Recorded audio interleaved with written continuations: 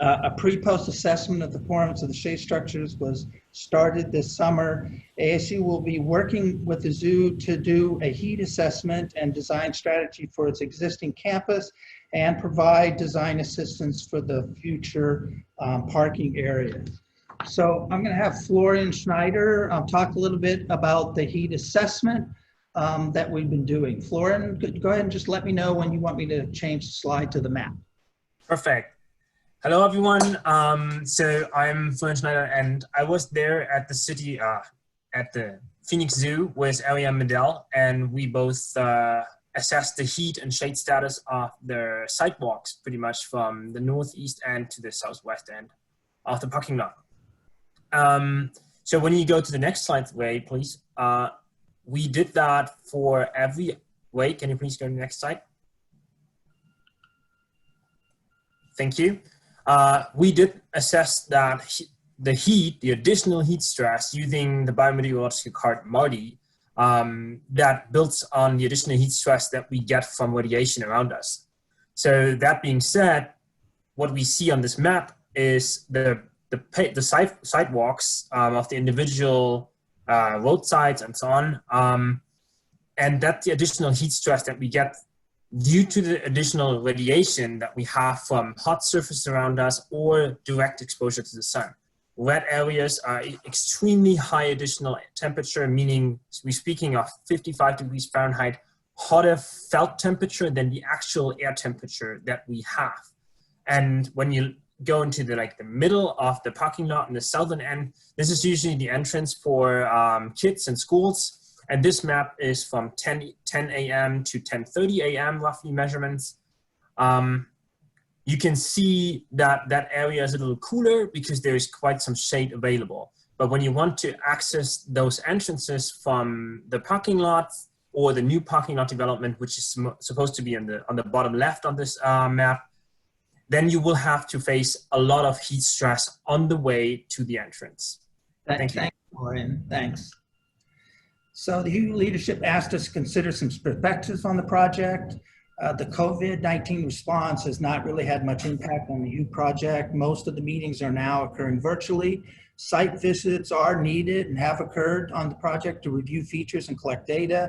We have been using CAP LTR's field study protocols for on-site work, and we do not know yet if the COVID response will delay construction.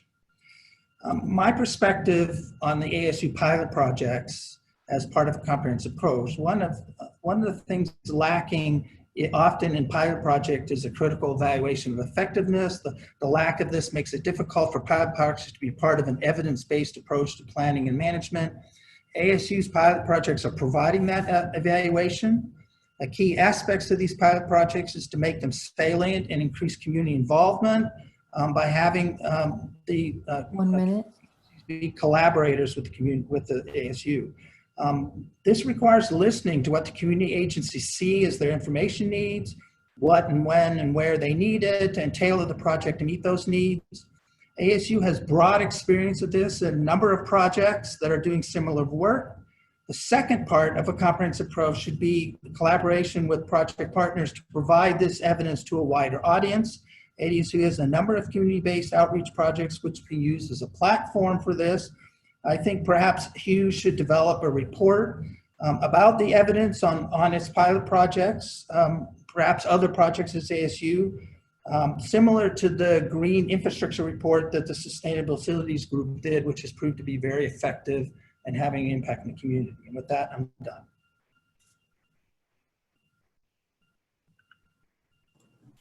Thank you very much to that team for the presentation.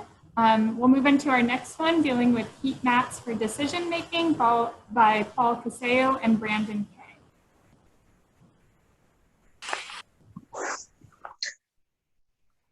Hi everyone, it's Brandon Kay from City of Tempe. Yep, just really appreciate the opportunity to do this work. Just so you all have the background, the City of Tempe has been working with Paul and Ariane and Dave Hondula and Florian and Jenny Vanos on resilience to extreme heat work. We've also been working with Katja Brunders on the overlap of resilience, sustainability, and emergency management. And really, this work is meant to sort of combine those efforts to really help us figure out how we best use heat data that we're collecting in city decision-making processes. Next slide. So a few of the key focus areas of this research and work are we taking a truly people-centered approach to infrastructure design? 2, are we focusing on the unjust impact of heat on frontline communities and people of color? So we know that there are residents and communities that get hit first and worst by all climate impacts, but and extreme heat is definitely also, that's true for it as well. And then we've been doing deeper thinking as we've been doing this work over the course of several grants on how to use climate and weather data to prioritize climate actions. And so what you're going to hear from Paul is some intro approaches and thinking that we're doing around how we take citywide equity and heat data to help prioritize CIP investments and large-scale city investments, as well as how we use microdata as such as collected by Maricopa that we've just heard about to influence how we're designing the actual infrastructure projects themselves on a site scale. And with that, I'll hand it over to Paul. Great, thanks, Braden. Hi, everyone. So for the HUE project, we have a few project objectives. Really, it's the support of existing research city staff relationships. I think we saw this as a key vehicle to keep those relationships strong and going and developing ideas that are coming off of other grants that have that go back all the way to 2017 to support the overarching synthesis of the data in the context that particularly we're, again, taking a people-centered approach, so the user experience, and really trying to integrate that more into decision-making.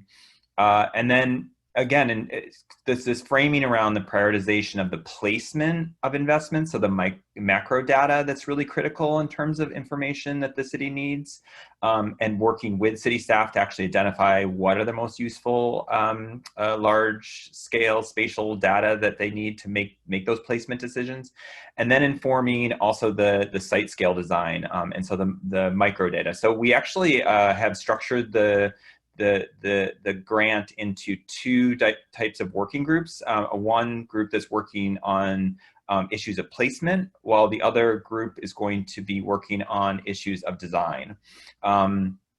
Also, this project is framed around this idea of a hub and corridor model, where public space is often in these sort of hubs and corridors, right? The parks, larger parcels of publicly owned land, and then the corridors, the public rights of way that connect them. And so that's the way we've framed it and structured this project.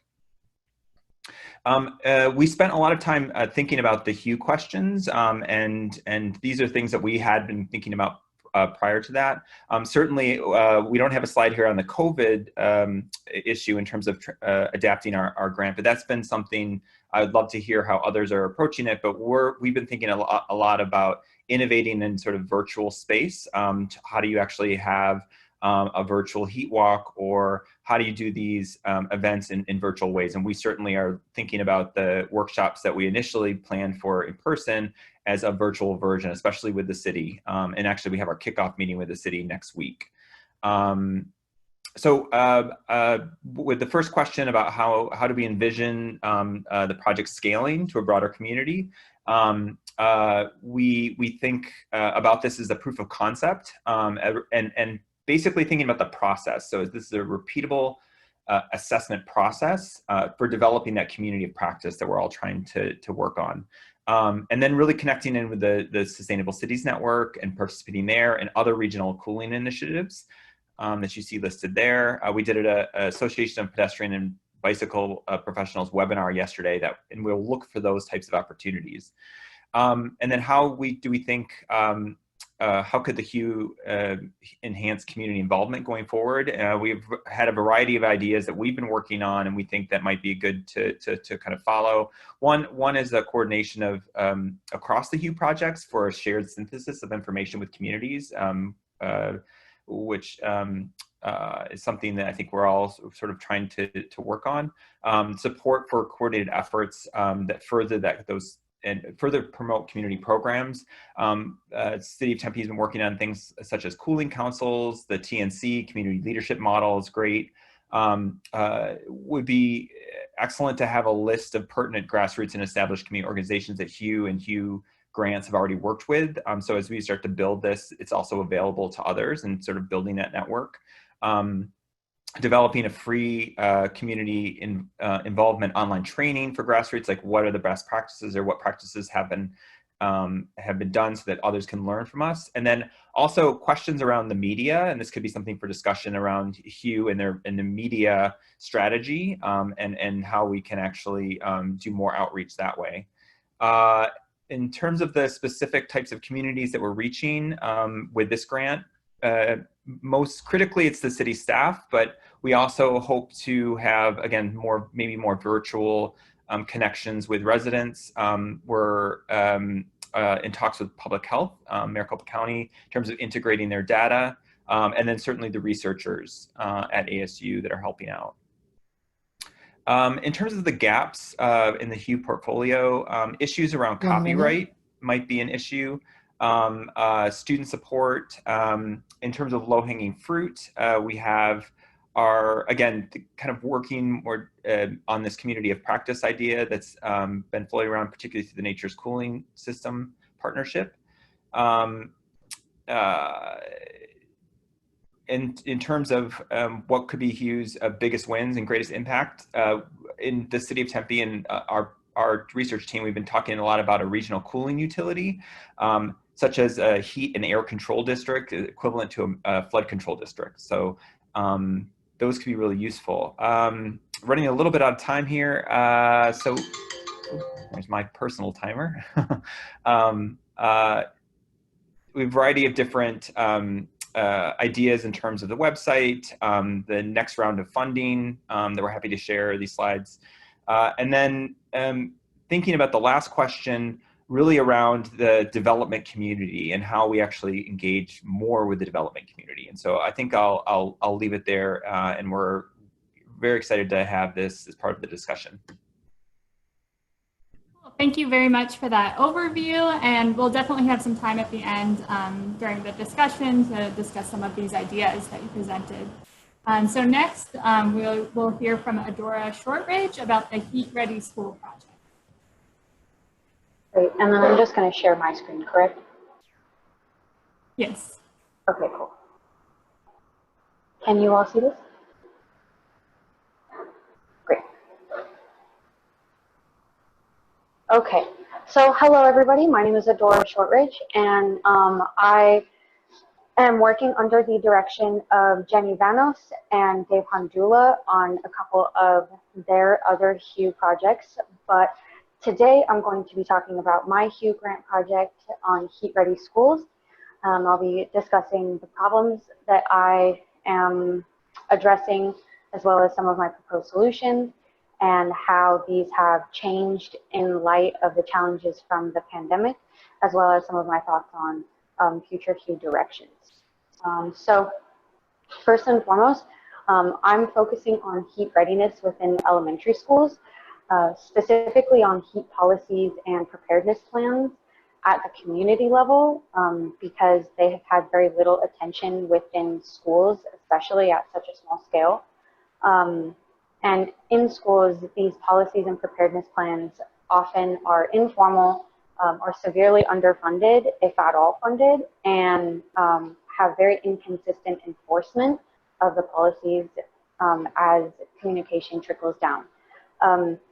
And this is important because schoolyards and playgrounds that have very minimal shade and are exposed to the sun have shown that they can cause miniature heat islands within an already hot urban environment.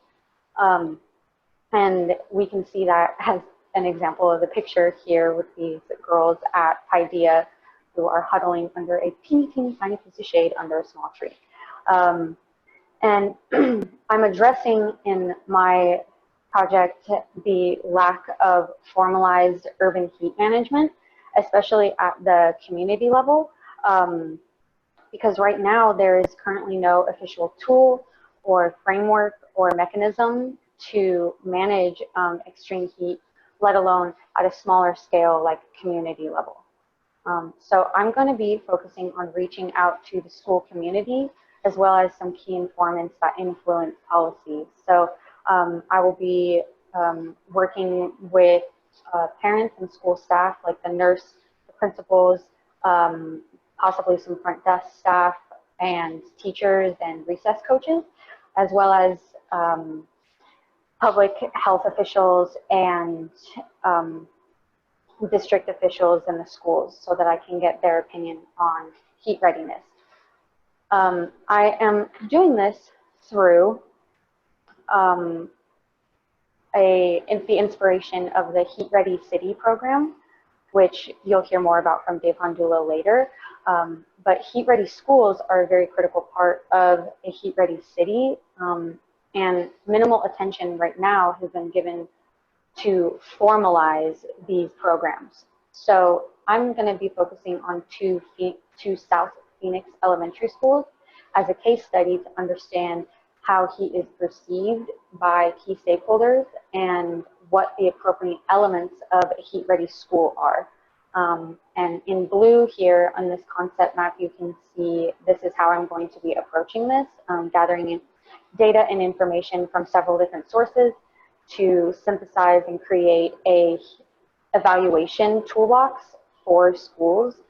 To ultimately, my goal is to improve the safety and the protection measures of children that are exposed to extreme heat. And I envision my project scaling to a bigger community impact by merging these different siloed efforts that are being undertaken right now to educate, protect, and prepare our city's population for extreme heat. So these siloed efforts are with the city and then individual schools themselves and different policies that impact different school districts. So there's a lot of separate moving parts, and my goal to make this a broader community impact is to synthesize and overlap all of these separate efforts right now.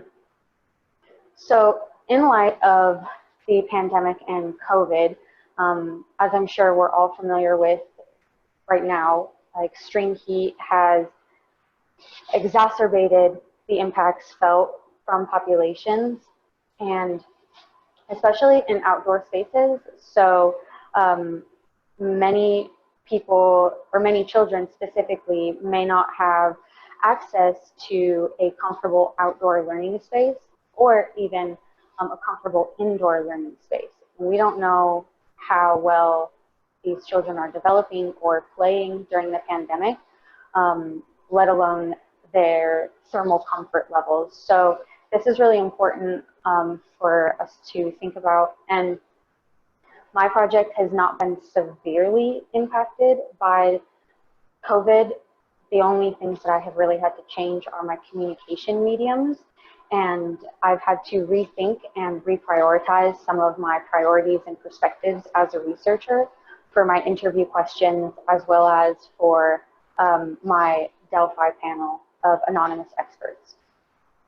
Ideally, I would also like to make my deliverables, which is going to be the Heat Ready Toolbox, I would like to make that more accessible with all of the virtual technology that we are creating now because of the pandemic. I'm hoping that this will be much more accessible and exciting for people online and in person.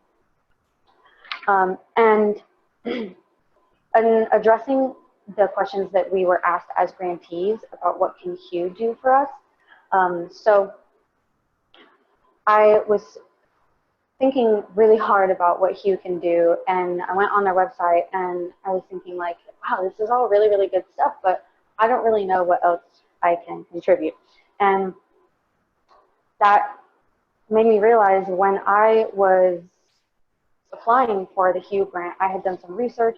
I thought I had known what HUE was about and what they value and different projects that I could overlap.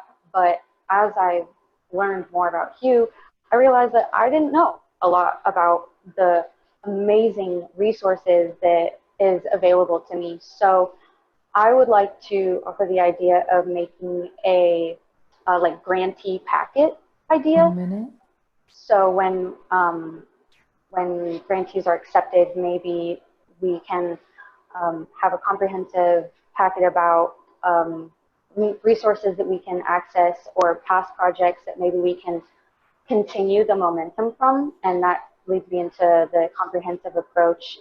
We've all talked about, or the presentations before me had addressed this as well, the separation of all of the pilot projects. And I think that if we maybe set aside some funds to continue working projects instead of starting new pilot projects annually, maybe we can continue some of the ones that are already working. Otherwise, I just wanted to give a huge thank you to my committee who is helping me through this project, as well as to the HUE leadership and staff who have supported me through this so far and will continue through the next year. You guys are awesome. And then references because I'm so. Thank you very much for that presentation and the ideas about how HUE can help. So now we'll move to the presentation dealing with increasing heat, or I'm sorry, the Hydra Hat presentation by Rashtan Nath and Jenny Vanos.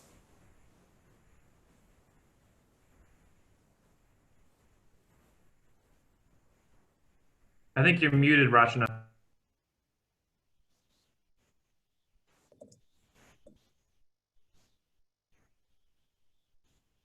Okay, I can unmute myself. Can everybody see my screen? Yes, we're good. Thank you. Okay. So, okay. So thank you so much for this opportunity. I am extremely excited to be a part of this project. Thank you, Jenny. Thank you, everybody who has been helping me with this. So I come from a very different perspective. I am a high school teacher who works with a lot of high school students on innovation and ideas. And this idea actually came out as a result of a different funding that we were seeking and ended up getting the HOU funding for this. So this is a student-driven project, and I am the mentor there along with Jenny, extremely excited to be with her because she is the direct and goal. So I'm going to introduce you to my students. I'm calling them student scientists. So these are my kids, all 9th and 10th graders last year when we took this picture. Yes, they can climb trees and they can also solve heat stress and heat problems. So what is the problem that we are trying to address? Now, we're looking at all of these awesome athletes, and unfortunately, well, when we look at them, they are not just amazing players, but they also happen to have a lot of issues. So a couple of headlines that came up about the problem that I'm trying to address is 30 NCAA football players died during workouts since 2000. We also have athletes and data showing from 2007 to 2015 that there's been 45 cases of sudden deaths reported in American youth sports, and most of them are related to cardiac arrest and cardiac deaths. There was also news on soccer associated with extreme heat during the World Cup match in US-France World, and also data on basketball players. We never imagined basketball players would be part of this, but 36% of sudden deaths as compared to baseball, which is 16% death, and that of soccer for accounting to 13%.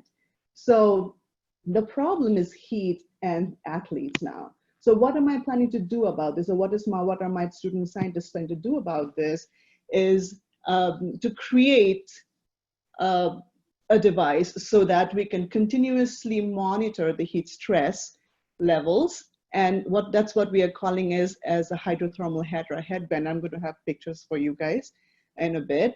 But what that hydrothermal hat or the headband is proposed to do is cool the head down using a wicking material, and at the same time monitor 3 different vital points, which I'm going to address again later on.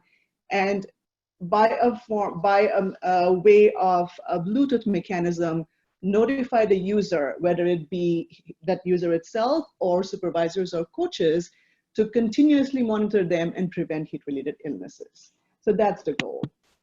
So Hydra Hat looks like a normal hat, but it's going to have a quick sensor in there.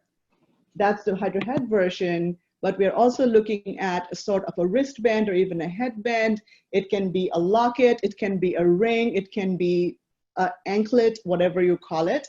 But the sensing mechanism has been planned such that whatever wearable technology we go with, and at this point it is a Hydra Hat, that wearable technology will be able to communicate via Bluetooth to an app on the phone.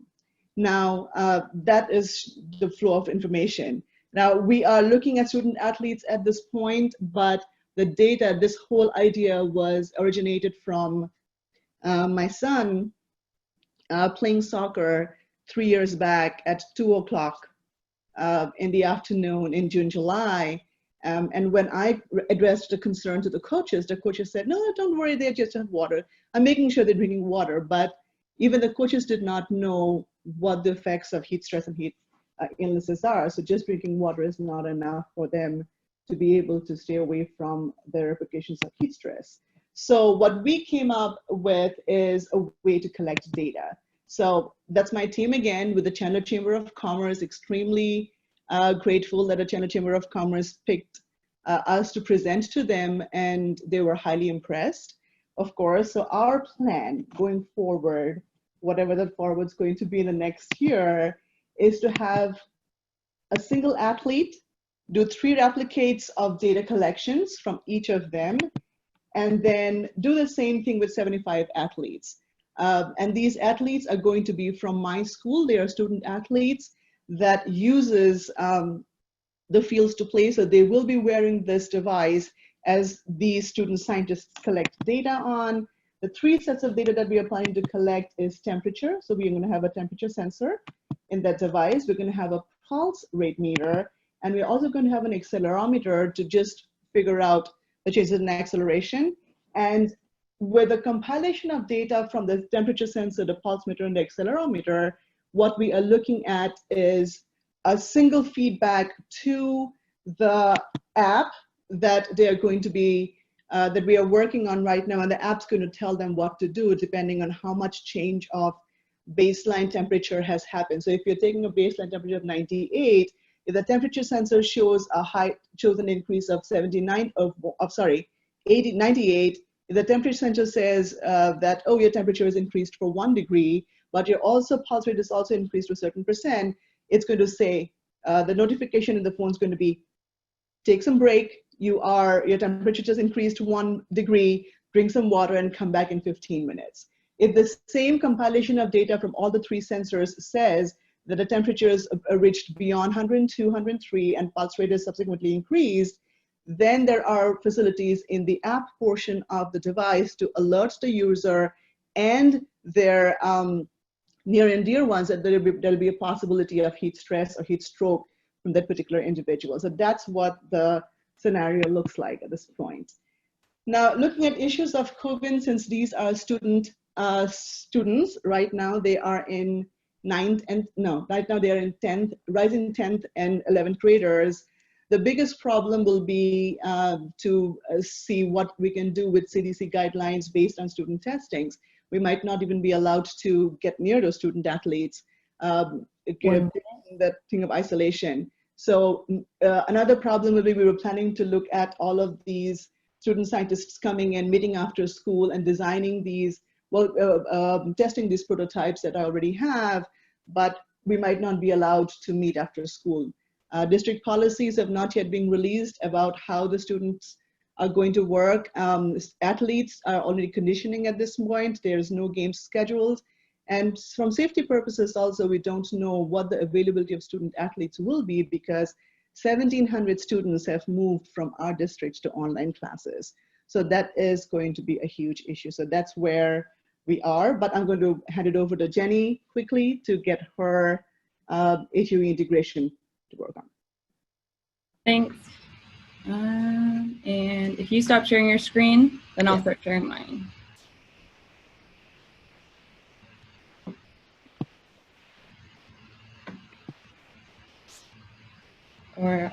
Or maybe Lisa or Rachna. Yeah, there we go. Okay. Sorry. Here we go. Yeah. All right. So I'm just going to briefly follow up on Rachna's presentation and a couple of the previous ones, and also kind of link to the last June meeting we had. Lisa asked me to think about the bigger picture connections, and especially how they might relate to Rachna's presentation, and think about approaches for how HUE can be a more impactful resource to the community. So when I was thinking about this, it made me think of a figure we recently developed for a manuscript on the Tokyo Olympics and how integrated heat management might look there.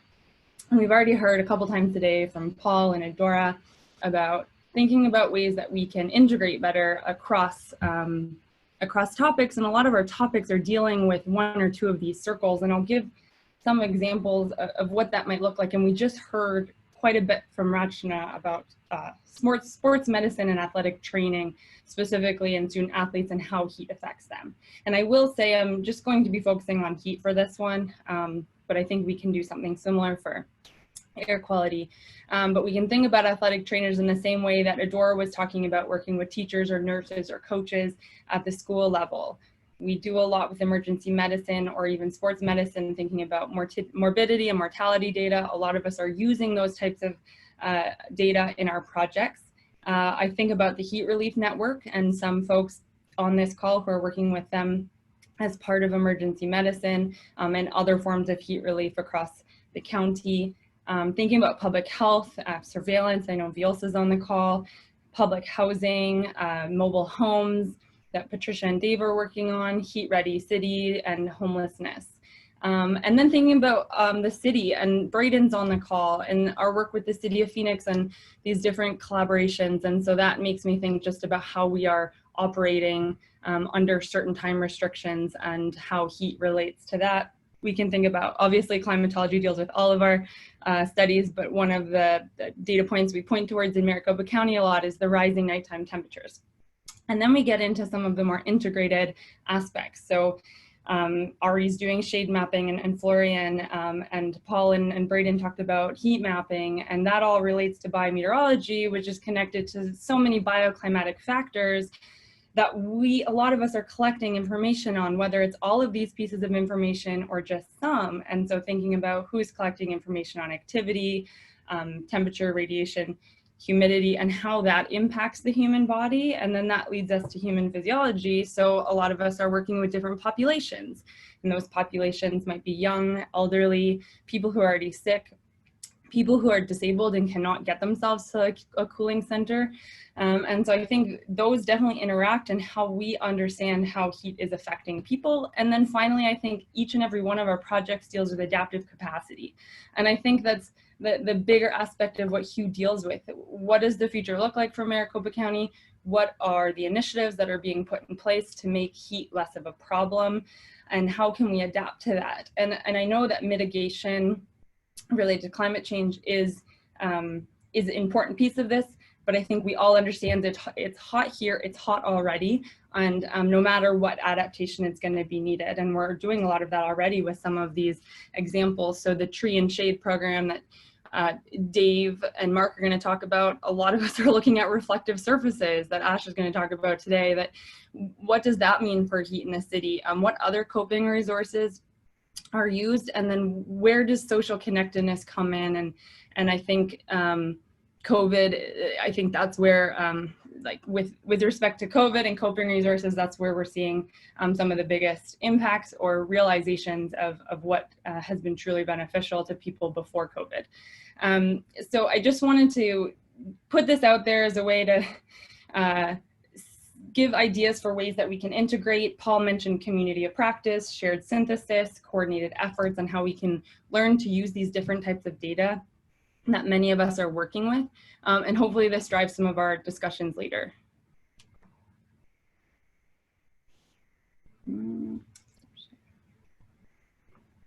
Hey, thank you very much for that.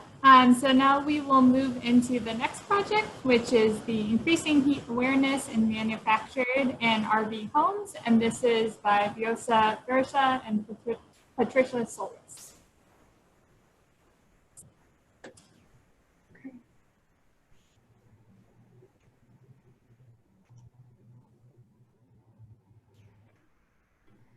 Can you see my screen? Oh, share screen. No, nothing right yet. Share the blue button. Yes. Can you see now? Yeah. Okay. All right. Hi, everyone. Good to. Sorry to interrupt you. I'm sorry. We just went away from your present. Yeah. Okay. Is it good now? Sorry about that. Yep. Translation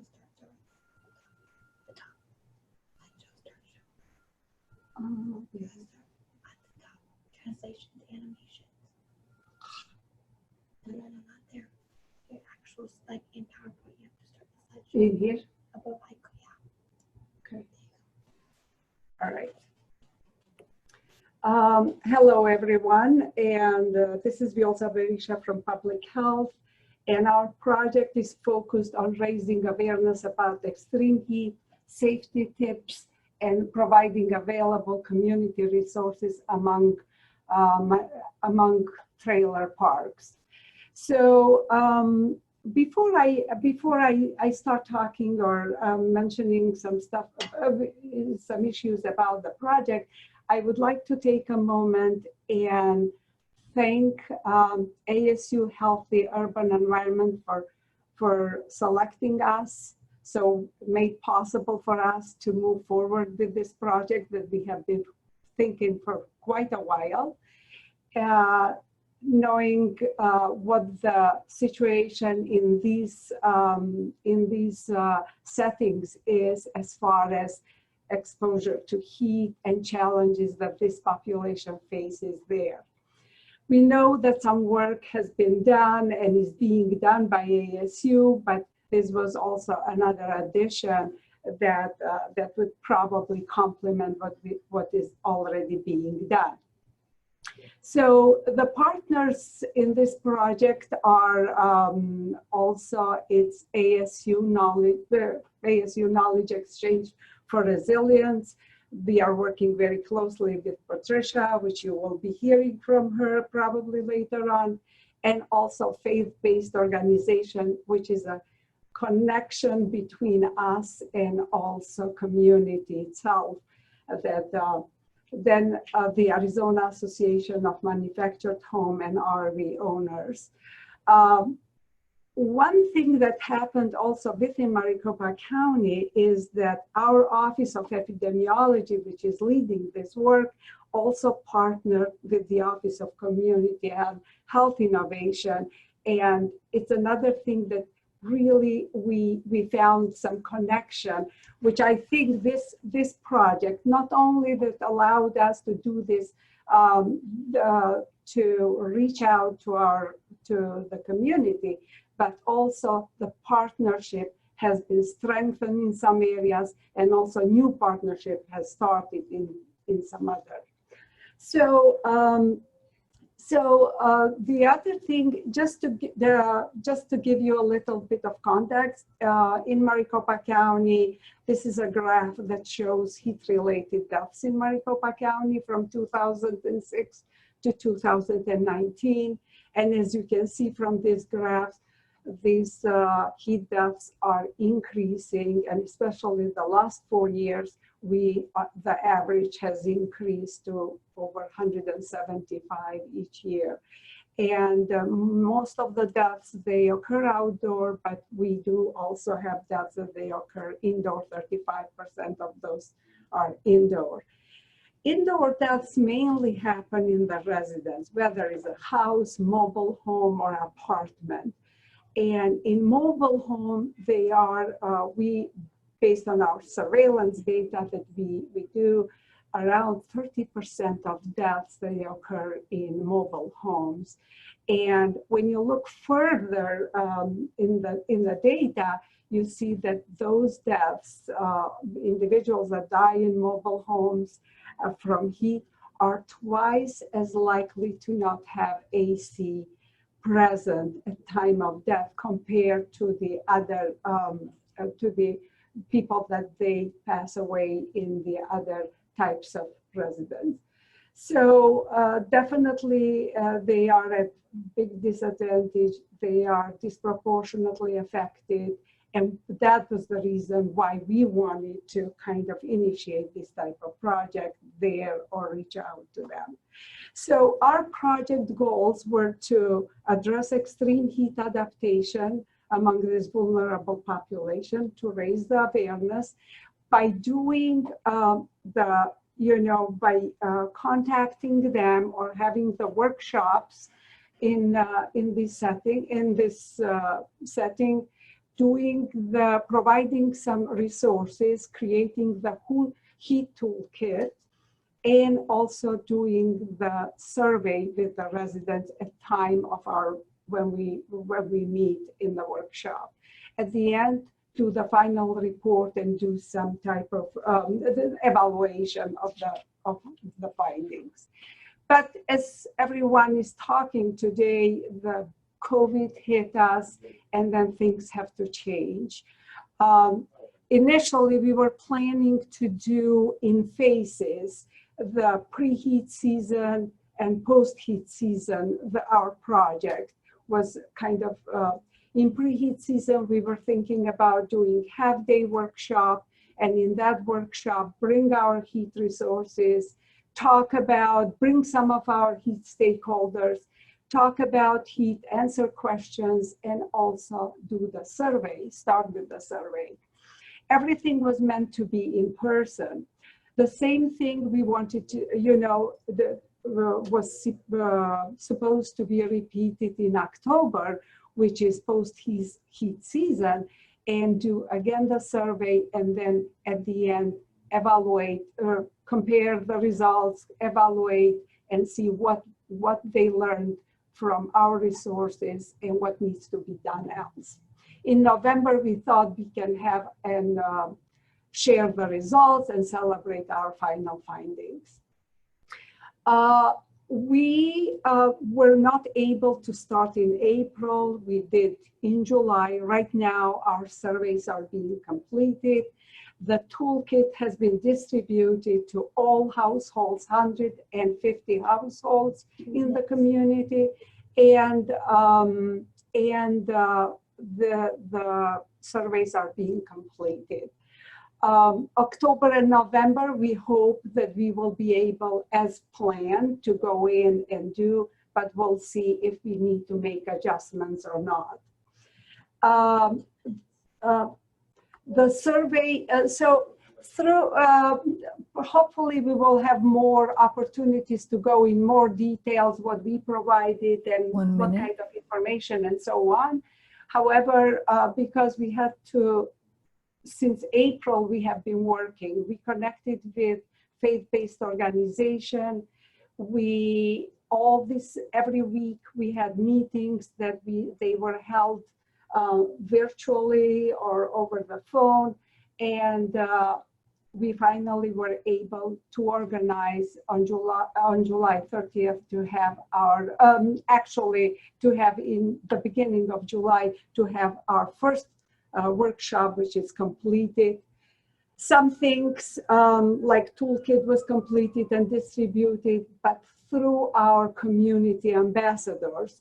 And we were unable to meet with residents in person as we thought, but we were able to train community ambassadors, and through them, surveys are being administered and so on.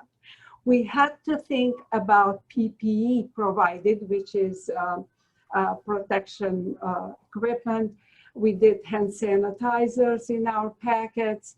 We did masks, gloves, and so on.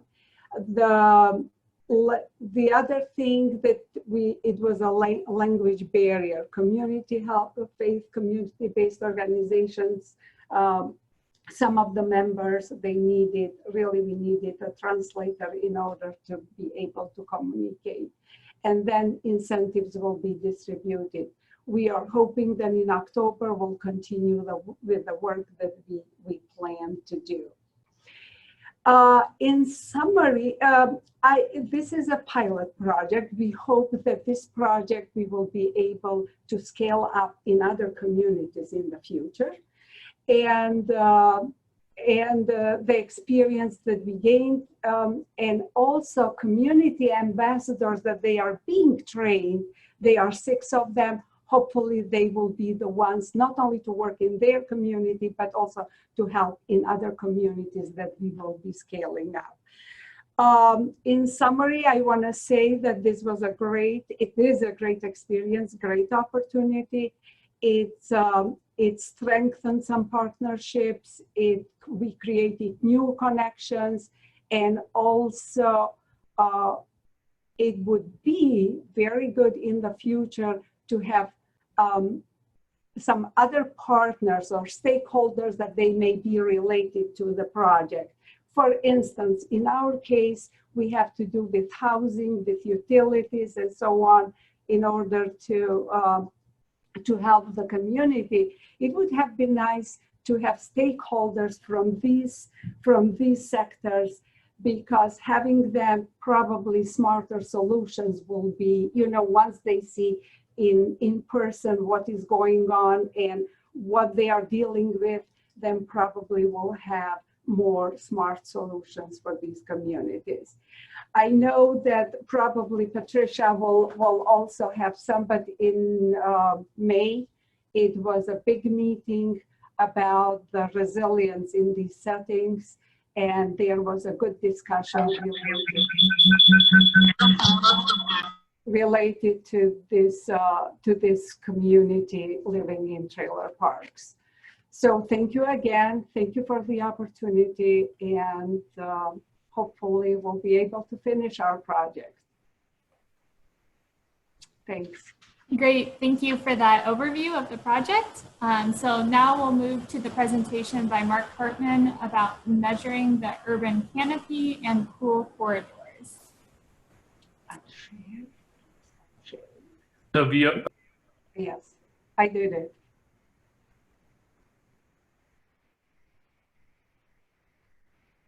So hey everyone, so great. I did want to kind of comment and start off saying that I've really enjoyed I think Chuck would say it was all by design, that there's a lot of sharing in between projects, but I think a lot of it has been kind of by accident, that we share a lot of the same research and a lot of the same participants, and it's really been interesting. I guess the last 7 presentations from last month, as well as these, really interesting to see, and the synergies that happen between them.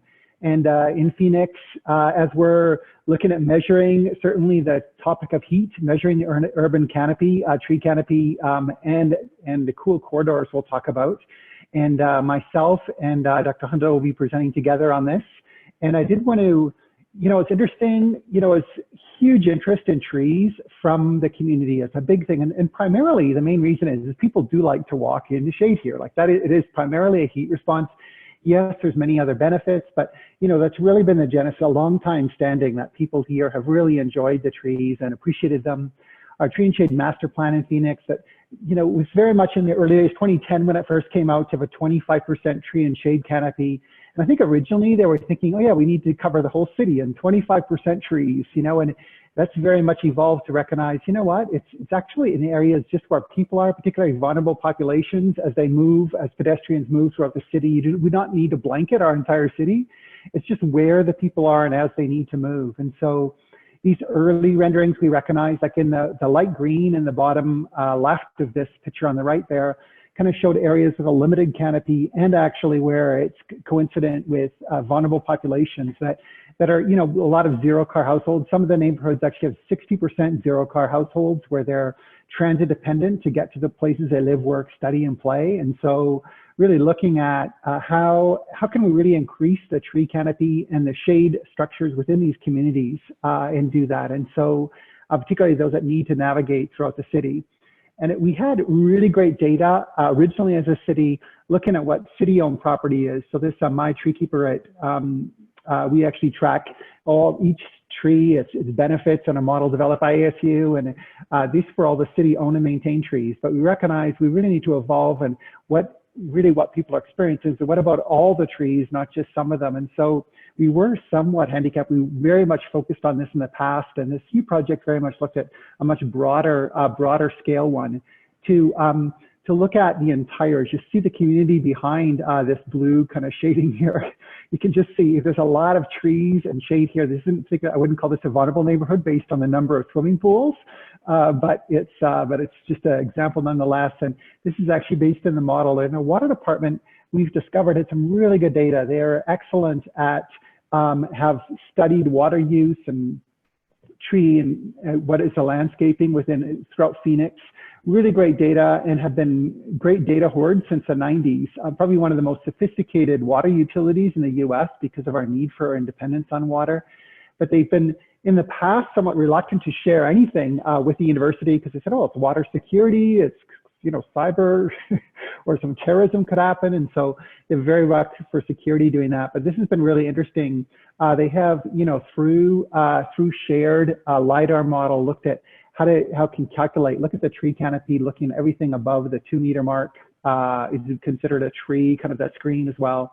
And so as a result of what we're doing, this is our modified COVID project where really to update the calculation of the tree shade canopy. And it's not necessarily going to say how many trees, but just what that canopy is. So as well as updating our inventory software to use it to validate, and really looking at, particularly in vulnerable neighborhoods, what is the tree canopy percentage and how can we focus on those? And that's what we're leveraging with ASU to look at what would be a cool corridor through the most vulnerable neighborhoods where people can make their way throughout the city, created where they'd actually have ways to get to places they need to from, because they are transit dependent and walking dependent communities, that trying to create that. And so we even kind of combined it with this perspective of, this quarter to cool concept where people need to be close to a cooling asset where they can make their way to cooling assets as they navigate.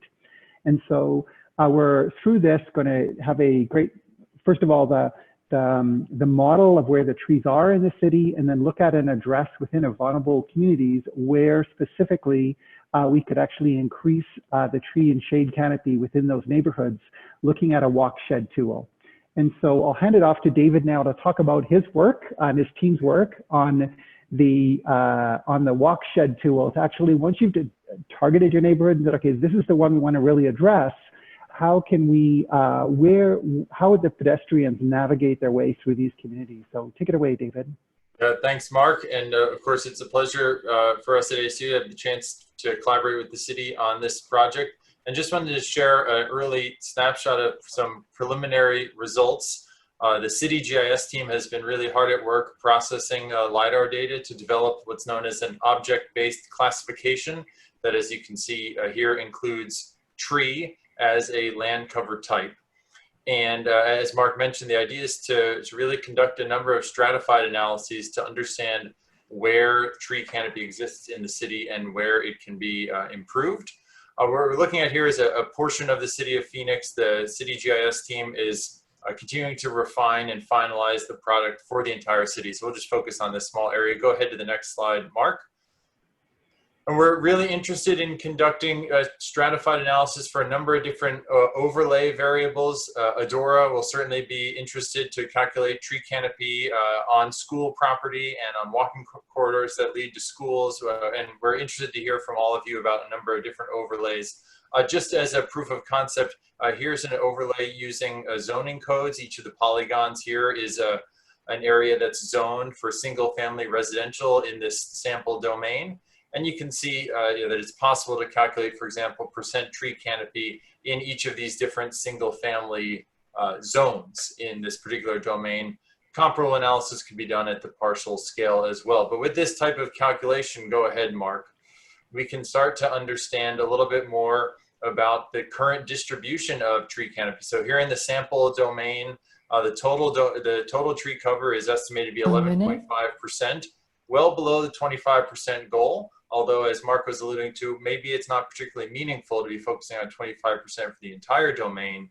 Maybe there are particular places within the domain that would be more of interest. And you can see how that tree canopy fraction is broken out by different zoning types in that sample domain that we looked at. So we would need to have a conversation, is 7.7% in the commercial area satisfactory or not?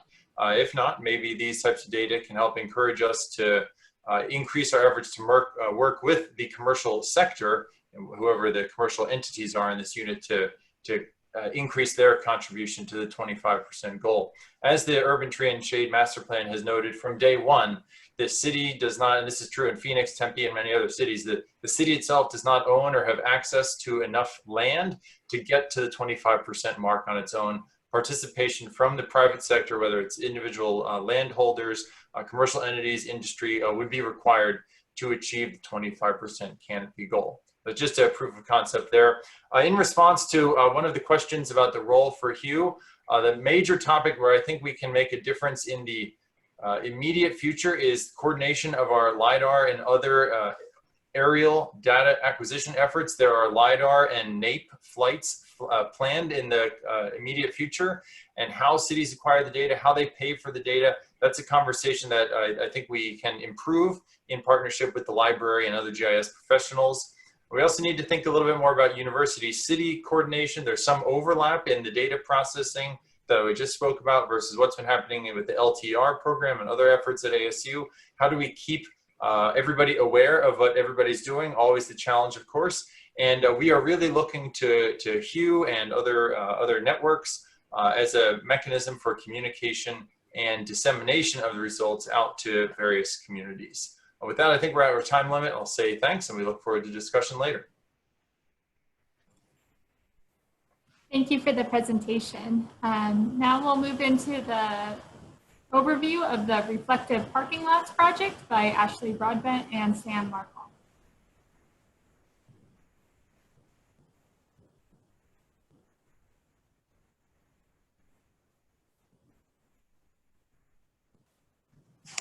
Hey everyone, can you see my screen? Yep. Cool. So hi, my name is Ash Broadbent. I'm co-leading this project with Sam Markle, and we're also working with Chris McAfee, the Maricopa County. And this project's really just about understanding ultimately the costs and benefits of applying reflective coatings to parking lots in Maricopa County. And I'll talk a little bit about what we're going to do, and then Sam will take over and talk a little bit about the economic cost-benefit analysis component of the work, the really important stuff. So they probably don't need this slide for this group. I think we all understand the challenges that Phoenix is facing in terms of climate change, extreme heat. I think we all understand that, you know, it's hot in Phoenix. And it's Hey, Ash, I'm sorry to interrupt you. You're kind of fading in and out. Can't hear me? Let me... You're just fading in and out, kind of. All right. I'll take my headset off, maybe. Okay,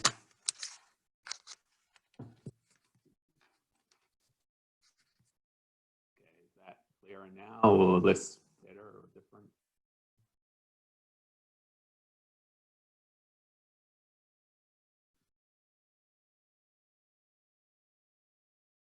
Can you hear me at all? Yeah, you just get loud and then quiet. So maybe talk into the microphone directly, I guess. I don't know. Not sure why that's happening. I apologize. So anyway, yep, we're facing a climate challenge here, driven by both the greenhouse gas-induced warming from climate change, and also the urban heat island effect. And Phoenix has really expanded in a way in a mostly low density development pattern, which is characterized by spread out centers of activity. So there are a lot of parking lots, a lot of impervious surfaces in the Phoenix metropolitan area. So obviously there's things that we can do to address these challenges. We've heard a lot about trees and shade and all those wonderful options, but some other alternatives to reducing heat that are being explored are the application of reflective surfaces in the urban environment. So applying coatings to our buildings and to our roads to reduce the amount of heat that's absorbed by those impervious surfaces. And so while there's been quite a bit of work on this already in terms of cities have already begun to, particularly in LA, have begun to actually implement these kinds of measures and systems. It's not really clear to decision makers how effective they are at providing cooling and what the benefits are of those measures. So we were motivated by those concerns and questions about trying to provide more guidance on how beneficial applying these coatings can be to the urban environment. So the Maricopa County has recently decided to seal a parking lot in downtown Phoenix. So this is a satellite image from Google of the parking lot, Maricopa County parking lot between 7th and 5th Avenue. This picture is out of date now. So what they've done is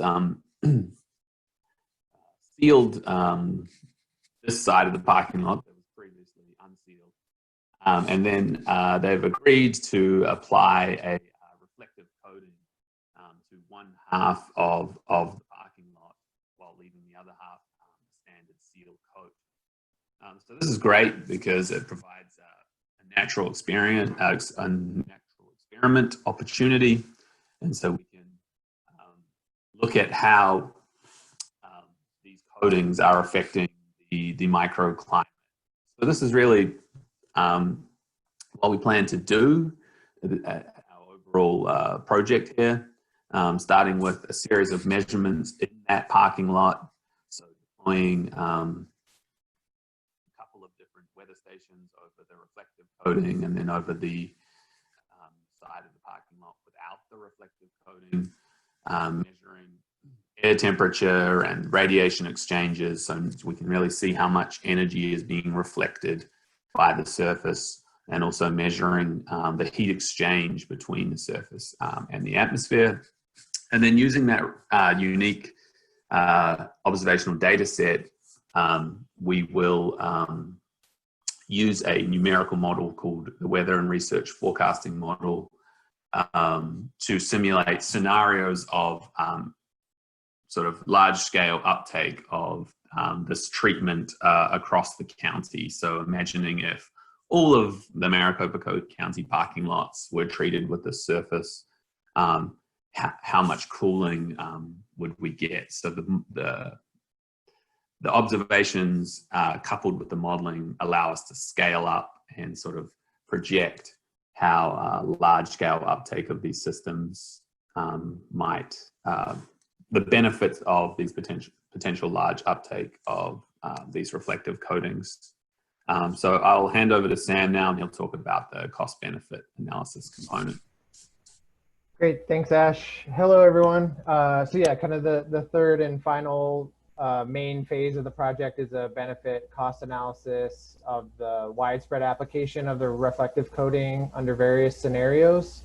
The main cost elements of the analysis will primarily consist of the installation and maintenance of the reflective coating, And the benefits primarily relate to the potential human health impacts associated with the heat mitigation effect of the reflective coating. Next slide, please. So unfortunately, COVID-19 has had some impact on the timing of our project. In particular, the initial deployment of the sensing equipment has been delayed.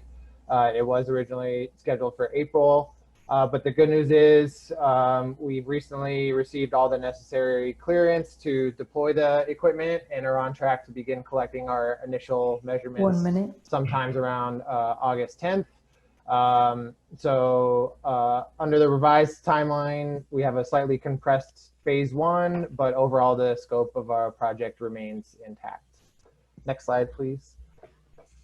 And so overall, the expected results of our project include a direct assessment of the impact of the reflective coating on localized temperatures, an empirical model for estimating changes to ambient air temperature, and an analysis of the potential net benefits of the reflective coating under various application scenarios across the county. And ultimately, we're optimistic that our work allows for clear evaluation of the effectiveness of the reflective coating as a heat mitigating strategy, as well as help county and municipal officials gain a better understanding of how this type of strategy could fit into their broader sustainability and resilience goals. And next slide, please. And so finally, I look forward to a discussion we'll have here in just a minute, but I think there's, as we've already mentioned throughout the call, there's lots of exciting opportunities for collaboration and for kind of continuing to put us on the path towards impactful and equitable mitigation of extreme heat throughout the region. So thank you all very much and look forward to the discussion. Thank you for that overview. So now we'll move into the final presentation, which deals with teleworking by Rebecca Sanders.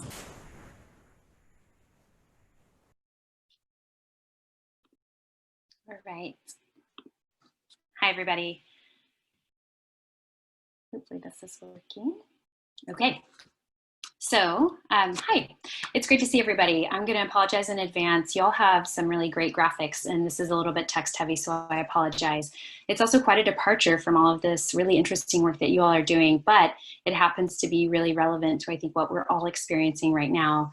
And so I'll talk to you today about our project. It's encouraging teleworking as a strategy to reduce ozone from commute trips in Maricopa County. And I'm leading the project as an assistant research professor out of the School of Geographical Sciences and Urban Planning, but working with Amanda Luker at the Arizona Department of Environmental Quality and Robert Yabes at the City of Tempe. The City of Tempe is our pilot city.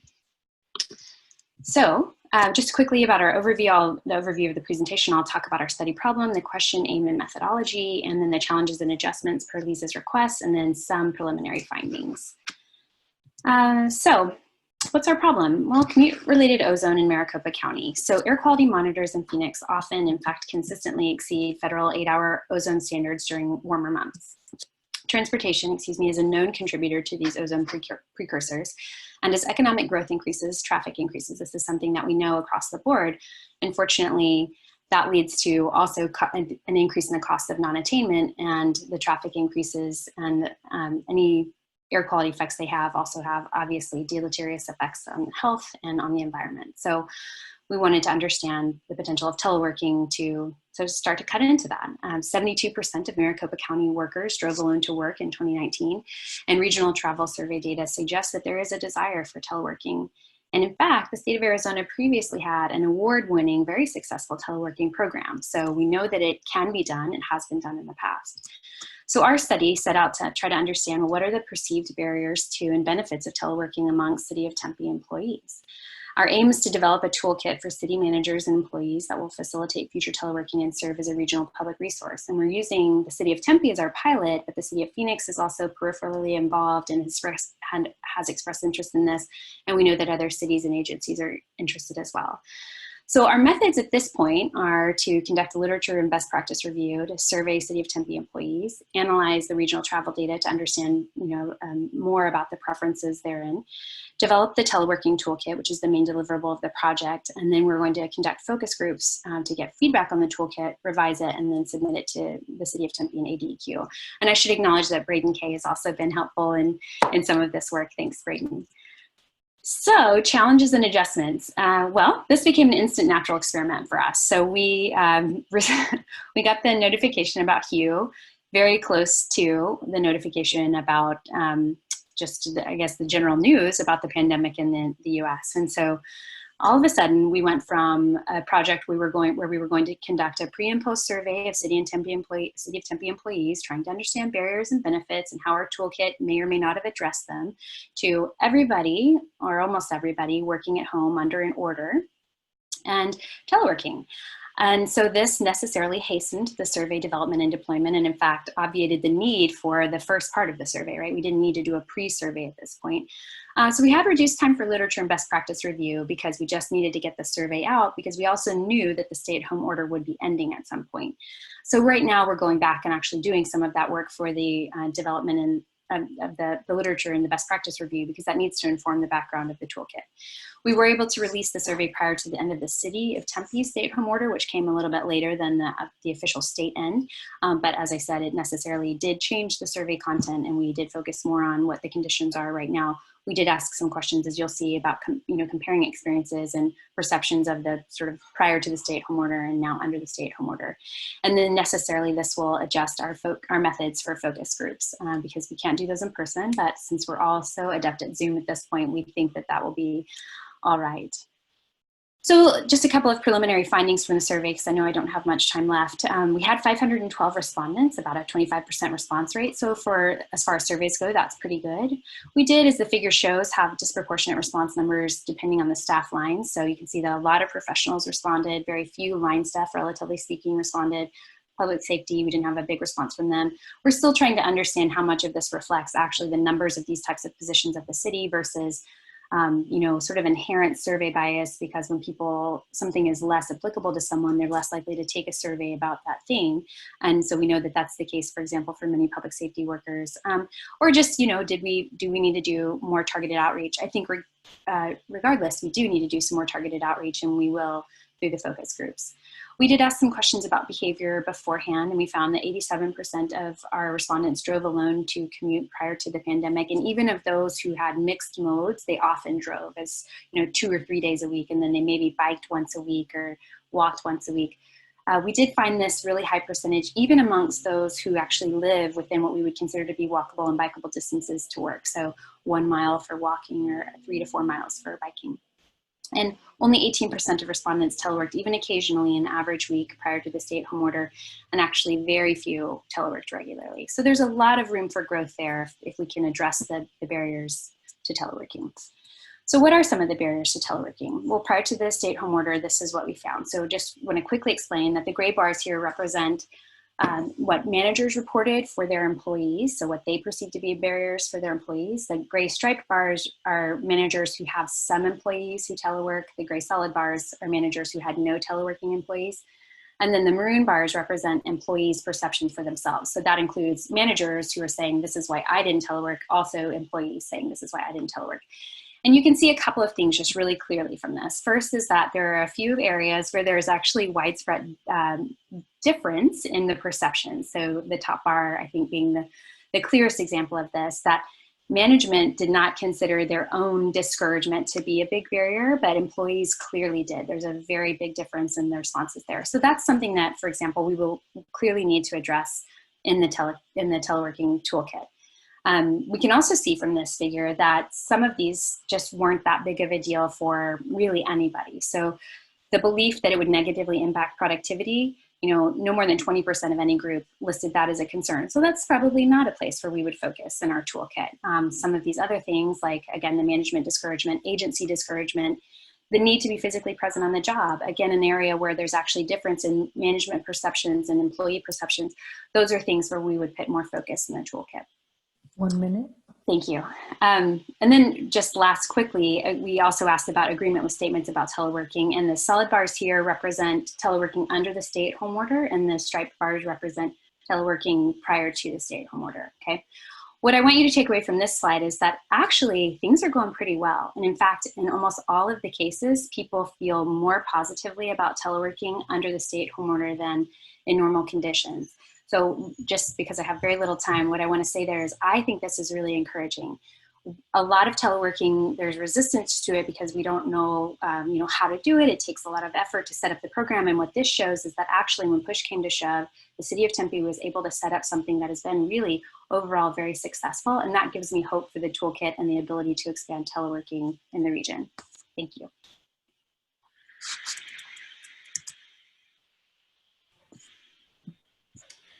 Great. Well, thank you, everybody, for keeping on time and for sharing. So I guess, Rebecca, great. Thank you for stopping that. Now, we purposely did not want to interrupt each discussion and ask for questions, but I do encourage you to have if you have any questions, to place them in the chat, and I've just been kind of watching that and monitoring it. And so I'll just kind of go ahead and start asking some questions that have come up. And the first one is really from Mark Hartman and Dave Hondula. And it's specifically, how do you intend to educate other city departments on the value and the usefulness of this cool corridor concept? I guess I could start on that. Well, city departments, yeah, no, it absolutely falls in my court. So we, as part of, a discussion, I think in general, everyone in the region certainly recognizes heat and the importance of heat, but I think, the city, as well as I don't know about any other, true, I think all cities in the region, is that there was never a comprehensive look at how do we really address urban heat. There's certainly practices that people did, but I think in the last couple of years, it's really been a focused effort across all city departments to really look at that. So our streets department is really owning up on some of the cool pavement solutions, and the neighborhood services is very much looking at it. So I think the conversation right from the city manager on down, and actually city council on down, has been very much coming up with a citywide plan to do that. So we are having all departments kind of contributing to that. And it's kind of been a very different story because they actually have the expertise and solutions to figure it out. They just have to be given that authority to go ahead and start doing those instead of the way they've always done it. So I think it's kind of exciting to actually give a challenge to say, okay, how can streets department create, as they're putting down streets and put street trees down, and what can the neighborhood services department do? And so, no, it's been good. Great. And before Dave jumps in, let me ask the kind of second part. Obviously, utilities have a big impact on this because of power lines and things like that. So how do you plan on engaging with utilities and this conflict over tree plantings? And related to that, how do you intend to retain tree inventory? And do you have any strategies for that? Yeah, actually, it's a big, our Right Tree, Right Place program with utilities is very much, they're very interested. They certainly want to have trees that are not going to go into their power lines. So, for example, last year, SRP removed 400 trees that were under power lines, and we replaced them with 1,200 trees in other locations that we kind of chose and worked with, picked actual locations somewhere in the same community. And APS as well certainly provides funding for trees in exchange for trees that it needs to remove. And so we can either replace those trees under power lines with trees that won't go quite as high a canopy, or just somewhere proximal, like the opposite side of the street or other places that we can create a pathway. So no, utilities are very much aware of this, and they hate to get rid of trees because they know how much people complain when they do. So they're very welcome recipients. And we want to give a solution to them of how we can work with them, and hey, with their money and our cleverness, we can do this together. So great. If I could just add one small comment, and this might be controversial, and I'd love to hear from city employees, but an idea that one of our colleagues who will not be named brought forward with respect to accountability and dissemination through the organization. We heard from Adora and others about the lack of formal governance structures for heat, And one idea that's been brought forward is that individual employees or departments' performance reviews could have language added about their efforts related to heat or trees or otherwise. And I know that that would stir the pot a little bit. That might be tougher in some entities than others, but just wanted to share that as an idea that one of our colleagues brought forward that could be interesting to explore down the road. Yeah, no, excellent idea. Yep. Great. All right, let's change topics real quick, and either to Ash or to Sam.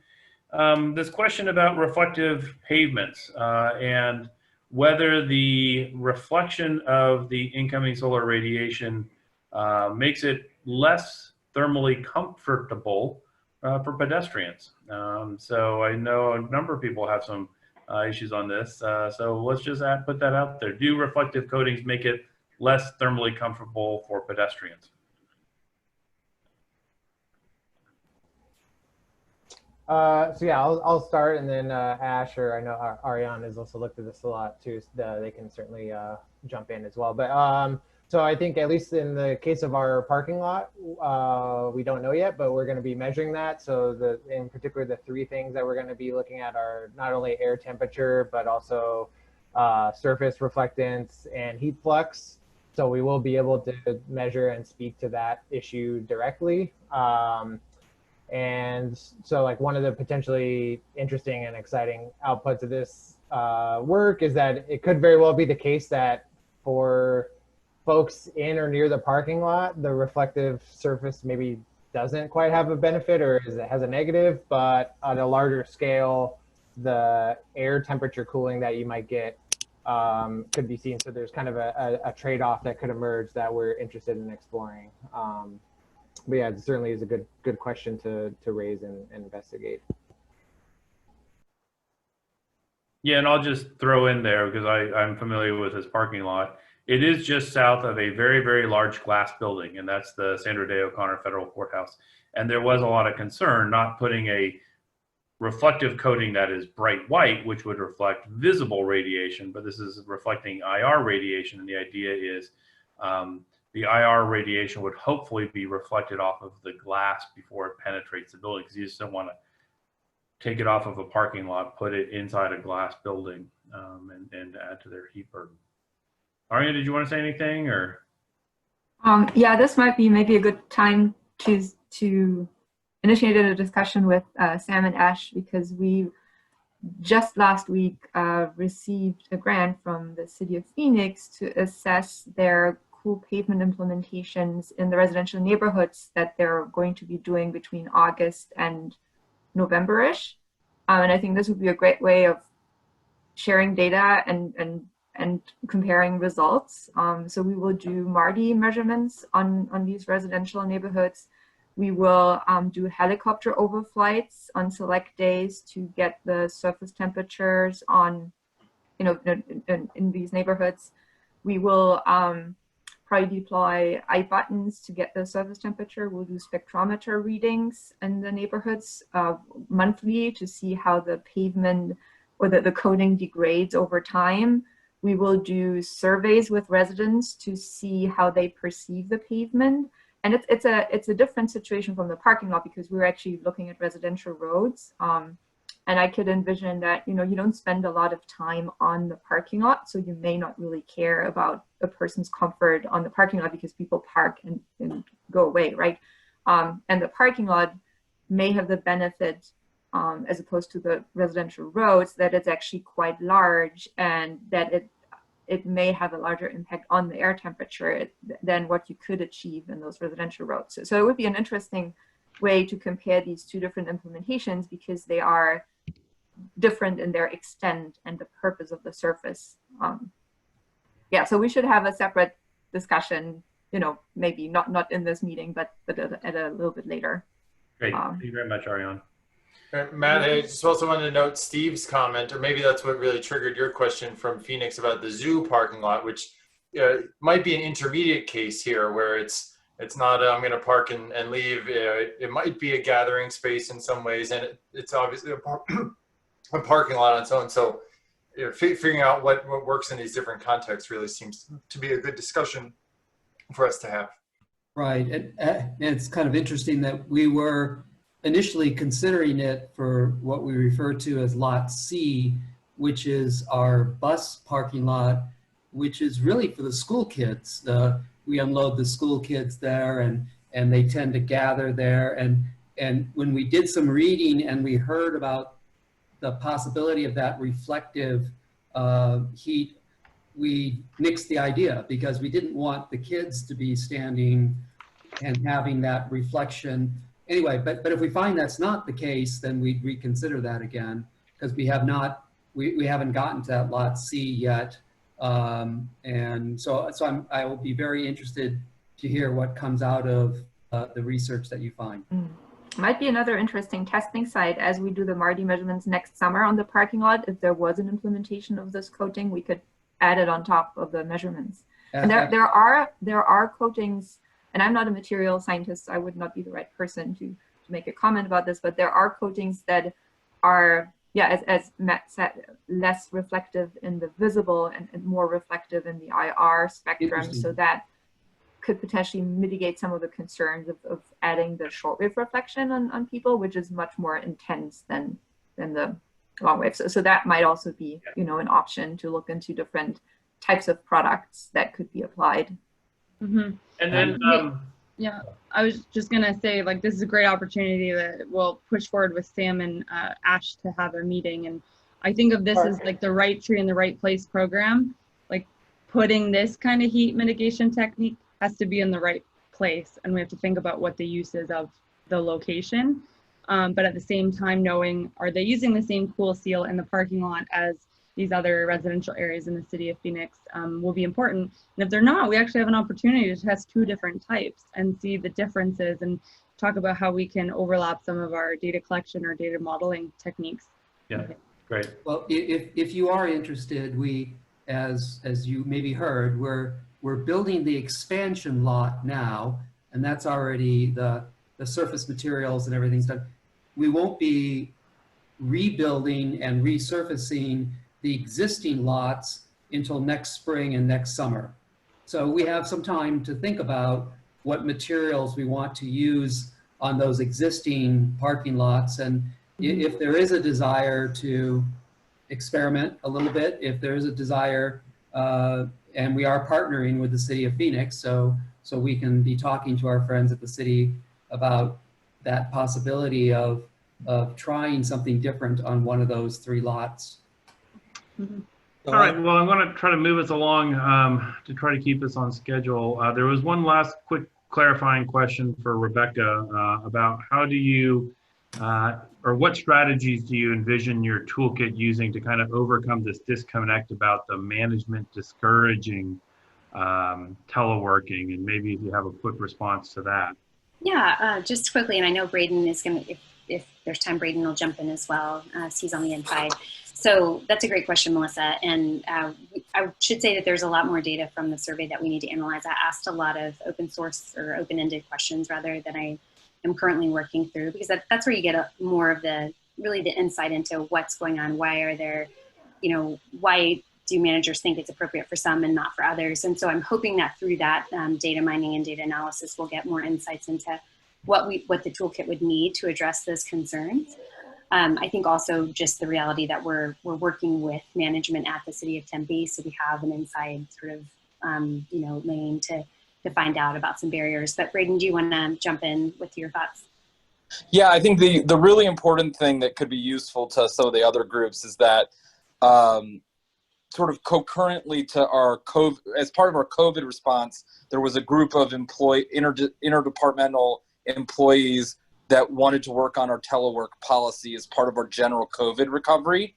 And so that group has been meeting and is now going to be the core group that is part of these focus groups and helps figure out how Tempe uses the toolkit to our best advantage. And what's clear from talking to some managers is there's a lot of different types of work groups and different types of employees, and that we're going to need to tailor our approaches and have different things in the toolbox depending on different types of work groups. And so the data that's being collected here is helping us understand what those types of workers are, what those types of work groups are, what those types of managers are, and what some of the critical barriers are. So, for instance, we know that actually having more training on how to supervise teleworking employees is coming up as a major concern and thing that supervisors want us to invest in. And so I think the key piece is we have this interdepartmental group. Some of them are very pro telework. Some of them are very concerned about telework. And through having that interdepartmental work really liaison with Rebecca and her team, we're hoping to develop the sort of nuanced set of solutions to where the toolkit could be really helpful when it goes to other government agencies. It's not, I don't foresee it being a one size fits all. I foresee it having a bunch of different solutions depending on a variety of different circumstances, which is definitely what we're learning through the data we're collecting in Tempe. Great. Thanks. I'd say it's definitely scalable, like to Phoenix as well. There was complete reluctance on the part of management to want to adopt any telework policy. And since COVID, they're all actively trying to figure out how to do it. And we have come out with a policy and a full guiding document, administrative document. So it's it's kind of really accelerated that move to sort of facilitate teleworking, where before it was almost a non-starter. Yeah. Yeah. All right. Next, let me pose a question to the audience. I want to transition out of the response, but I want us to start thinking about and get your information and get your ideas about potential gaps in our portfolio. We want to view the Healthy Urban Environment Initiative at ASU not as 15 separate pilot projects, but more of a comprehensive approach to help improve air quality and mitigate urban heat in the environment. So if you could just take a minute and think, are there gaps in our portfolio? Is there low-hanging fruit that we could take advantage of? Or are there opportunities to have a big impact that we're not responding to? So if anybody has any quick thoughts, please feel free to unmute yourself and discuss, or feel free to use the chat and we'll keep track of what goes on in the chat. I have a low-hanging fruit quick response idea, and I was going to tack on to the presentation if there was any time, moving on from just raising awareness of the really dire impact on trailer parks, the very disproportionate impact of heat-related deaths in trailer parks. And that's the statistics that are coming from the county is that there's 8 times more likelihood from over single family homes. So this seems like a pretty good, high impact, low hanging fruit kind of thing that Kerr is already working in that space. And just listening to all of you today, I am so excited that there's some, potentially designable solutions. Part of the reason why I think people are falling between the cracks in mobile home parks is because there aren't solutions designed for them. Or it's so complicated that the solution sets, you can't plant a tree in the middle of the parking lot. They're not eligible for utility assistance. Some of them don't even have the AC working. But then maybe the creativity of designing a suite of these things, like it's a design question, right? And maybe some of these things that are coming from all of this really great work would be inform that kind of a solution set. And I'd be really interested in talking through, does that include the reflective pavement? Does that include the sail shades pieces of it? Like what does that actually look like?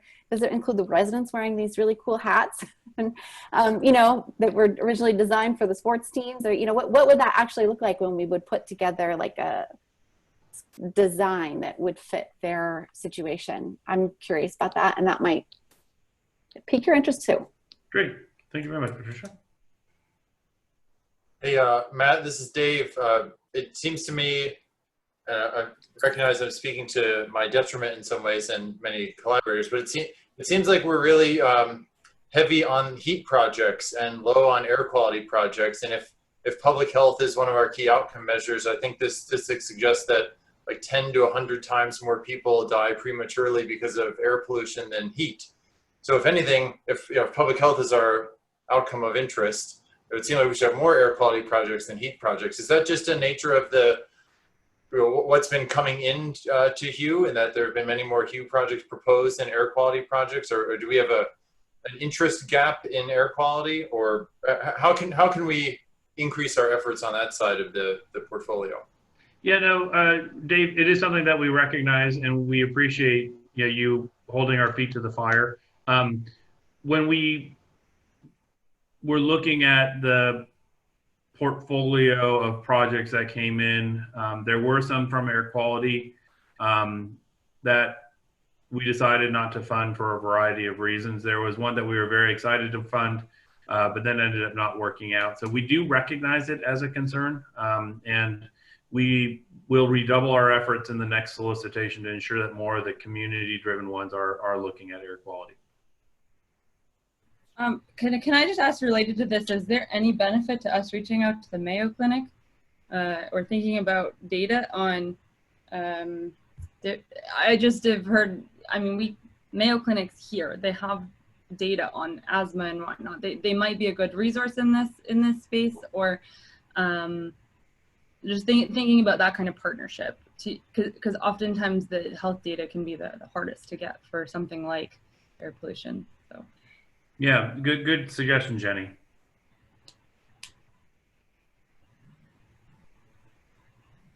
Matt, I think that there is a lot more that we could do at the nexus of heat, air quality, and transportation. Thinking about pedestrian safety, which is actually my area of expertise, is traffic safety.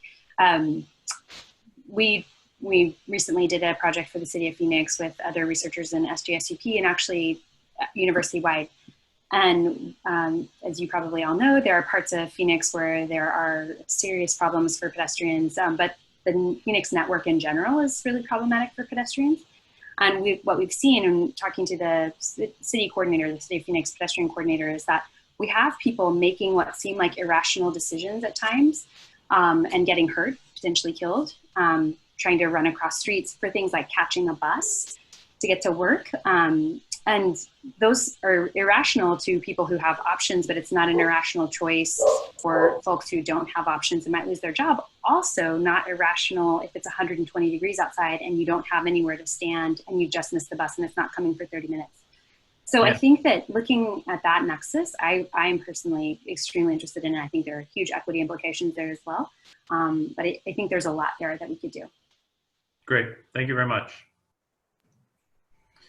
Well, with that, let me turn it over to Melissa Guardaro. Surely.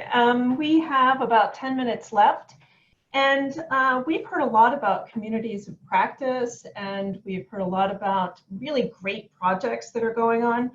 But I want to make sure that we're also keeping an eye on focusing on inequality. And this is particularly important, and I know that we brought it up last month as well, given what's going on with the Black Lives Matter movement and COVID and this upcoming economic downturn that is going to be vicious, given what all the indicators are right now. So I'd like to have a discussion about how your project is actually addressing inequalities in the community. So not your community of practice, which are all the people here, and perhaps your community partners, but how are you actually focusing your project so that it will get to the people who really need it? You know, I heard about people-centered projects. How are you actually going to get to those people when you're all done? How are you going to get that information there?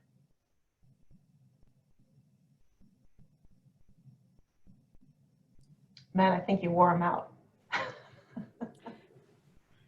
Well, at least for us, we're trying to figure out a variety of different mechanisms how we do that. So we have an equity in action program, and there's an opportunity to present our HUE work to this group of social justice leaders and neighborhood leaders that we've been cultivating for the last 2 years. So that's one option. We put in a grant proposal to create neighborhood-based youth councils that we could use this data and arm youth with this type of heat data to make better arguments for why infrastructure needs to be changed. So Melissa, I think it's a great question. For us, our two focuses are neighborhood equity and youth, but we need to be continuing to find more ways to get to build capacity amongst potential champions and residents that are often left out of the conversation. So it's definitely a conversation we're having citywide, and we're trying to develop a variety of pilot projects that help teach us how to do that better. Great, thank you. If I want to chime in on that, I actually even ante up that conversation of how we're addressing equity is that we also need to do it by, you know, engaging the community members and understanding how they experience heat and very much helping them co-create those solutions and design an issue. And those that have, we've described a PhD of life in their community. And so hearing from them, kind of like we've been working on, I think you've been a champion of this, Melissa, already, but I think that it's not just about how do we address equity and tick that box, but how do we actually engage those community and have a significant change in their conversation, so there are solutions that work for them instead of what we believe might work. Yeah, do you think that it needs to be a formal process like what Braden is doing in Tempe, or can it be ad hoc, department by department? Melissa? I just would like to chime in on this, and based on the experience that we are having right now, we got connected with faith-based organization, and we are working with them, and it's amazing. You know, we had 2 kind of interactions in person to find out that you know what they do, and you have a lot to learn from them also, the way what they deal with, how they work with their community, and so on. So I think we can learn a lot from their experience. So trying to connect with them and also find out what they don't have. It was a workshop that we organized to train them for the survey. It was, you know, they were operating from, you know, using their homes. They even, their phones, excuse me. They even don't have computer that they can use in their office. So they face, you know, challenges that it's until you don't interact with them, you know, in person, you don't know. So I think we need to kind of go and meet them where they are, because they are doing a lot of heavy lifting. Yeah, I love that idea of meeting them where they are. I'd like to say one thing and then Rachna will take it over. The first 3 people that we heard from answering your question, Melissa, were city-county people, not scientific academics. And I think that it reflects the power of you that we're combining community with academics, but it also reflects the shortcomings of academic training, where inequality could be seen as a variable, but in most sciences, it's certainly not. And because of that, our training is diminished. And I think one of the impacts we could have is influencing the training of academics and scientists to have this equal concern in their work. Well said. Rachna? Yeah. Now, Charles, I completely agree with you, because when we developed this Hydra Hat, the intention was to reach everybody, starting from the school students. I'm in big favor of student-mediated leadership. So when my school saw that these 10 kids were working on something that they are educating people about heat, because they were presenting a lot. They presented to the mayor, they presented to the Chamber of Commerce.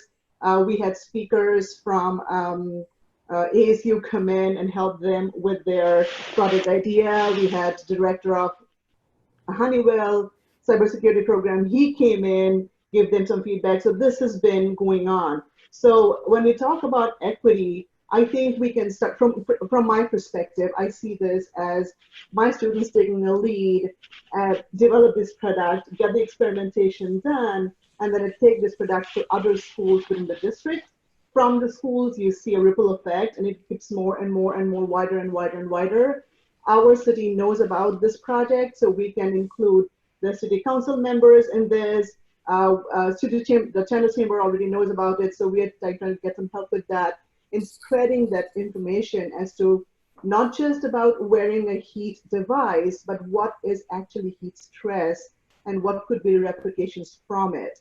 So while the students were going through the research plan, they also had talked to hikers, they had talked to old age homes, they had talked to people in the fields, in the parks, and they have data on it. I mean, without IRB protocol, but yes, they had information. They had visited these old age homes. The question about, yes, the old age people, they don't go outside of their old age homes, but they do take walks. They are on dehydration medications that will dehydrate them more, and they get more prone to heat illnesses that way. So just that information flow should be more. And like I said, I have the strength of all my 9th and 10th graders who are always constantly doing something. They'll be extremely happy if we can find a platform where we can mitigate and spread this information out. I will be more than happy to include my kids in it. So. Yeah, I think that sharing information is definitely a large part of this, particularly since we know that in many communities, people just feel like, oh, this is just the way it is and there's nothing we can do. But you can see by everybody here, there is certainly something we can do. So I want to thank you, Rachna. I want to bring up 2 more things. One is an opportunity for both the 2019 and the 2020 grant recipients to have a student or a group of students actually work on your project and carry it forward over the next year. So many of you are working in your sphere with your project, but then perhaps you'd need this extra help just getting it to the community, or getting information like Rachna was talking about, getting information out, or like Patricia was talking about in the mobile home parks.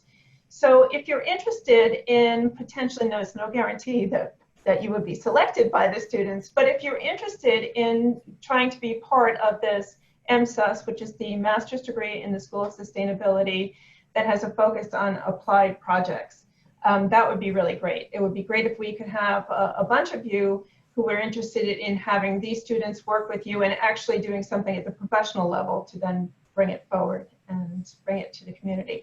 Patricia, I saw that your hand was up, but I saw it too late after I started talking. Is there something that you would like to share? Thank you. It's going back to your other question. I don't know if we want to go back that. We can. I'll just take 1 minute, actually. I guess I just wanted to raise some things that we have been thinking about in terms of the equity issue and how we engage with communities.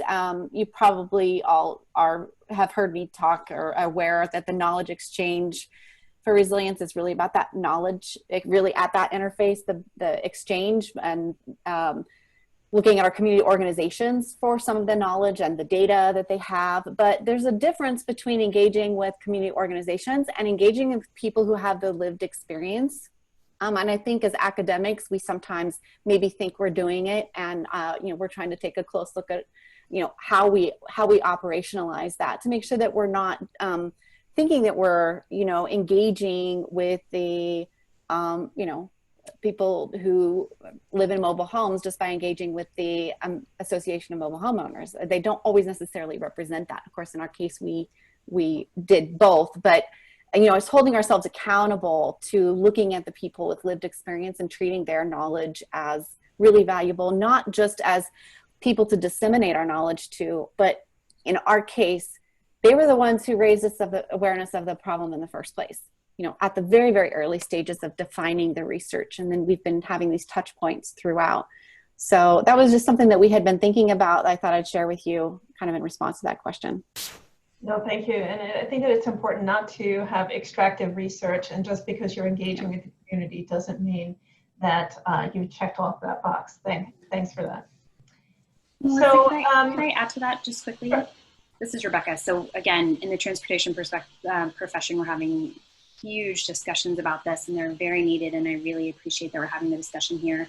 And one of the things that's come to mind for me is that a lot of this has to do with the fact that we do extract knowledge and we don't pay for people for it. And Mark, I love your phrase of, the PhD in lived experience. And that's what I'm hearing a lot of calls for in my profession right now, is that we need to treat people like the experts they are and the experience that they have. But we need money to do that. So one thing I would really appreciate is a larger conversation, not in the last 2 minutes necessarily, but some help and some strategy around how do we get money to actually pay the people for participating in this research and pay them a legitimate wage for, being a legitimate part of the research? This has been, we have academia has a terrible history of this. Like, as PhD students, we do things, for pennies on the dollar, right? And then we aren't getting paid. And so we ask people, can you contribute to our research often? And they aren't getting paid. And it's sort of like this, we're all in this together. But I think we're realizing that, no, that's exploitative and we've got to stop that. But we need money to stop that. So again, not time for that today, but I would really personally appreciate a larger discussion of how do we change the funding mechanisms to recognize the value of that so that we can do it, because we do need to do it. Yeah, I couldn't agree more that you can't do community research without paying the community for their time. Absolutely. That's actually all the time that we have, and I am going to give it back to Lisa to close up this meeting. Thank you very much. Thank you, everyone. This was very interesting and eye-opening. I'm excited to work with all the projects and help in whatever we can help to support your efforts.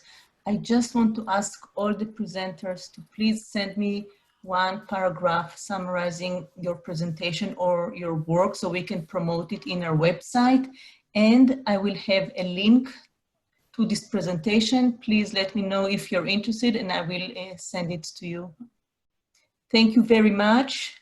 And we will see you soon with more updates about our meetings. Thank you. Thanks, everybody. Thank you, everybody. Thanks, everybody. Bye.